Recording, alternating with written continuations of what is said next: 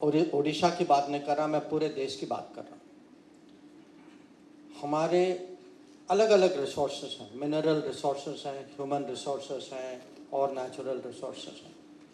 Resources की utilisation के लिए क्या किसकी ज़रूरत है? एक तो अच्छे शासन की है, अच्छे गवर्नमेंट की, फिर एक आपको क्लाइमेट चाहिए, अच्छा बिजनेस क्लाइमेट चाहिए, एक एम्प्लॉयमेंट फ्रेंडली क्लाइमेट चाहिए, एक भ्रष्टाचार फ्री क्लाइमेट चाहिए। तो ये सब चाहिए ना, तभी जो है ये रिसोर्सेज की यूटिलाइजेशन होती है। आप देश में देखें, 10 साल पहले हमें कहा जाता था पूरे देश को कि भारत जो है फ्रजाइल 5 इकोनॉमी है, भाई ये लुढ़कने वाले हैं कहीं। आज जो है पूरी दुनिया आती है और कहती है कि आप तो टॉप 5 में हैं, टॉप 3 बनने वाले हैं।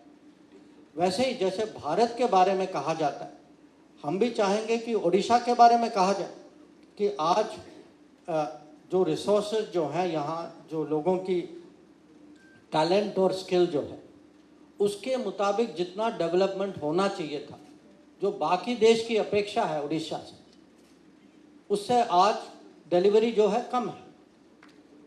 तो अगर एक एनर्जेटिक गवर्नमेंट आएगी जिसमें डेवलपमेंट की कमिटमेंट हो, जिसकी पॉलिटिकल लीडरशिप शार्प हो, जो दिल्ली के साथ जो कनेक्शन और अलाइनमेंट ठीक हो, और जिसकी नीति जो है, यहाँ की पॉलिसी, यहाँ का माहौल जो है ब्यूरोक्रेटिक ना हो, परंतु सचमुच एम्प्लॉयमेंट फ्रेंडली, बिजनेस फ्रेंडली हो, मुझे लगता है कि आपको जरूर इसका परिणाम मिलेगा।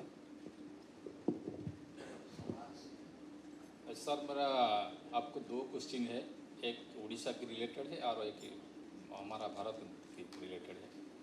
मेरा पहला क्वेश्चन ये है, हमारा जो भारत सागर माला प्रोजेक्ट उड़ीसा में लास्ट 4 इयर्स वो शुरू हुआ है, इसका प्लानिंग शुरू हुआ है, लेकिन गवर्नमेंट ऑफ इंडिया ने इसका जो एनवायरमेंट क्लियरेंस नहीं दे रहा है। स्टेज 1 और 2 अभी भी पड़ा है। एक हमारा भारतमाला प्रोजेक्ट की क्वेश्चन है। सेकेंड है सर, अभी ईरान और इजराइल दोनं अभी वार चल रहा है, इसमें हमारा इंडिया का स्टैंड क्या रहेगा और पॉलिसी क्या रहेगा? देखिए,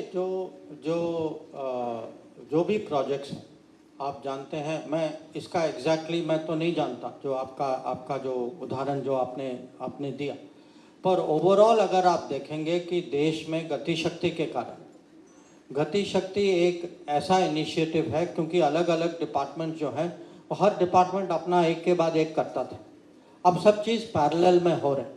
अगर ऐसा कोई मामला फंसा हुआ है, मुझे बिल्कुल विश्वास है कि दिल्ली में अगर कहीं कुछ अटका है तो वहाँ तो लोग उसको ज़रूर उस पर नज़र डालेंगे और इसको निकालेंगे।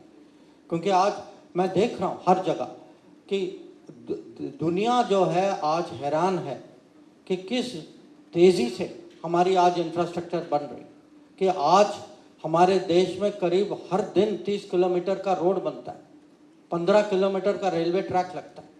तो बाकी और भी मैं आपको उदाहरण दे सकता हूँ।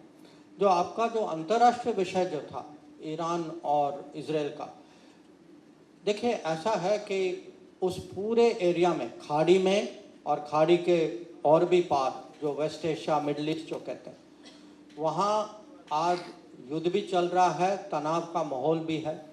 और क्योंकि हमारे लोग, और मुझे ये भी जानकारी है कि उड़ीसा के बहुत नागरिक भी वहाँ रोजगारी के लिए जाते हैं।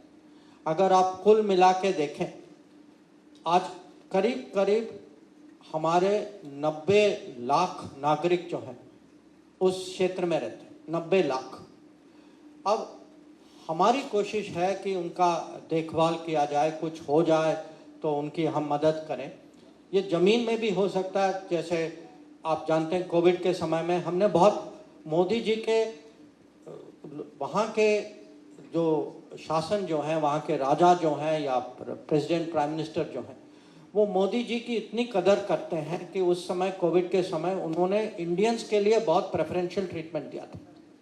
तो अभी जो है वहाँ जो हमारी जो कौम, हमारी जो समुदाय जो है, उनका ज़रूर हम मॉनिटरिंग करते हैं, देखभाल करते हैं, पर जो हमारे लोग जो शिपिंग में काम करते हैं उनके लिए हमने बहुत एक इनिशिएटिव लिया है कि आज हमारे नौसेना के 21 जहाज वहाँ डिप्लॉय हुए हैं और उनका काम है कि वहाँ शांति रखना, कि वो पहरेदारी करते हैं ताकि जो मर्चेंट शिपिंग पे अटैक ना हो।